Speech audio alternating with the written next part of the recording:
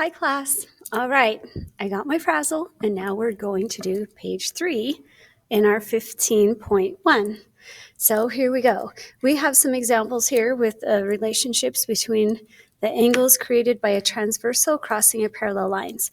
So note at the top here it says if line L is parallel to M, find the value of each missing variable.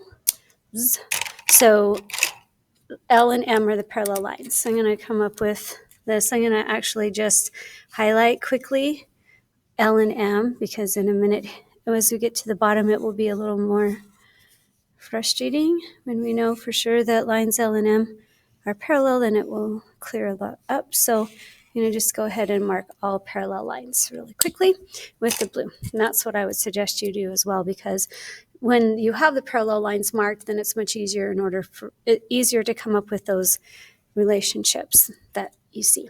Okay, so the first one, 9x plus 2 is right here, and 119 is right here. Those are alternate interior angles within the transversal.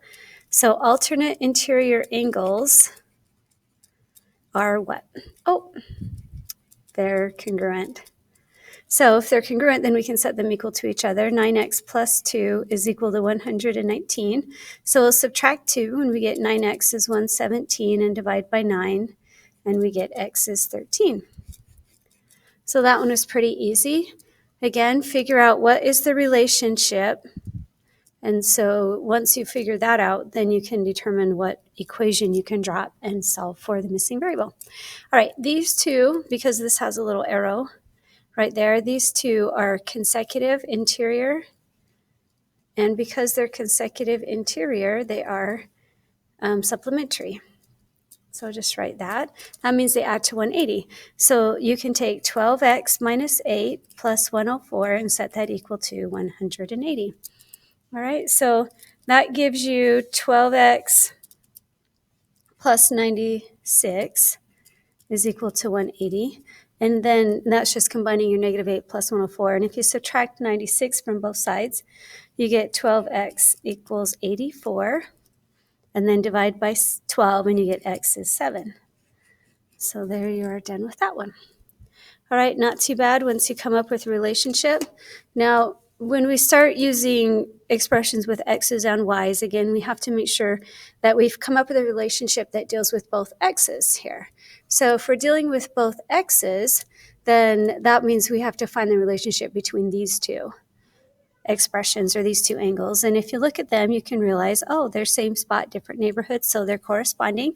And I like to write that out because I like to make sure I understand what type of relationship it is and therefore what equation can be drawn up. And that with corresponding, you get congruent angles. So you can set them equal to each other. Now I'm going to write a find x here and a find y because we have to do both. And finding x, you'll set 13x minus 19 equal to 9x plus 25 because those are two equal or congruent in measures. And if you subtract 9x from both sides, you get 4x minus 19 is 25. Add 19, so 4x is 44, therefore x is 11. All right, now we have to figure out how to come up with y, which is this angle here. Now these two angles form a linear pair. All right, if they're a linear pair, then we know whatever this measure is, if we subtract it from 180, we can get this measure, and then we can set that 17y plus 5 equal to that. So in finding y, first thing we need to do is come up with this angle. And we know we can do that because we just found x. And replace x with 11 with x. So 13 times 11 minus 19. And I'm going to just do that on the calculator real quick. 13 times 11 minus 19 is 124. So that means this angle here is 124. Now, if I take 180 and I subtract 124, then I should get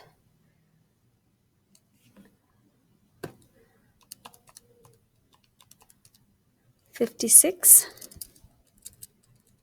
So this angle should be 56 degrees.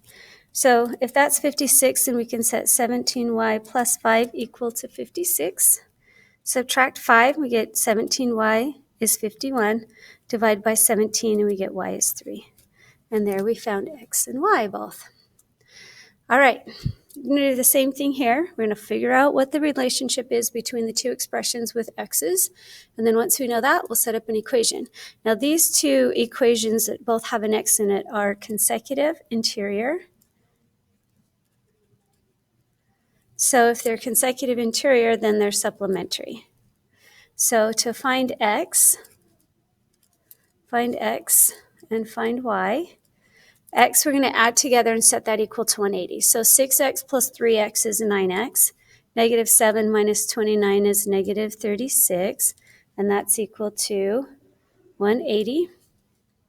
And then if you add 36 to both sides, you get 9x is 216. And divide by 9, you get x is 24. So we're done with that one. Now we have to figure out what is the relationship between that and our expression with y in it. Well, once we find x, if we know this angle, then these two will be vertical. So those are vertical angles, and they're congruent if they're vertical. So if I substitute 24 in for x, 6 times 24 minus 7, I can get that angle, and that is 89. I can do it on the calculator real quick. 6 times 24 minus 7, and that's 137. What? Where did I get 89 from?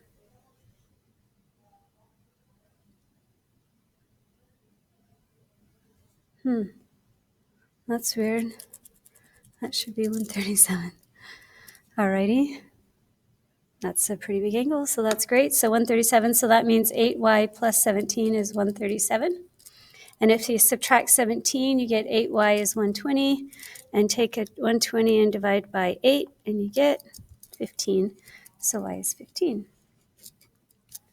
All right, next up, we have a little crazy scenario because we have two transversals that will each carry their own relationship here.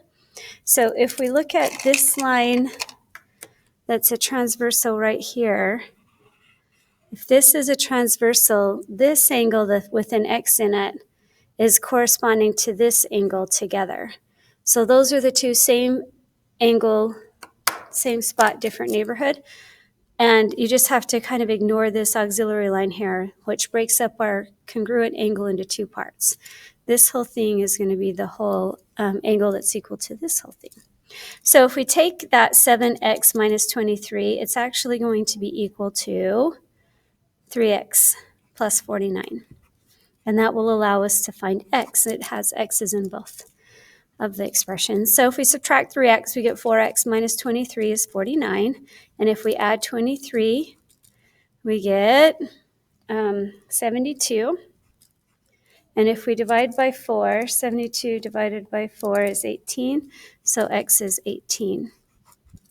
All right, we also still need to find y.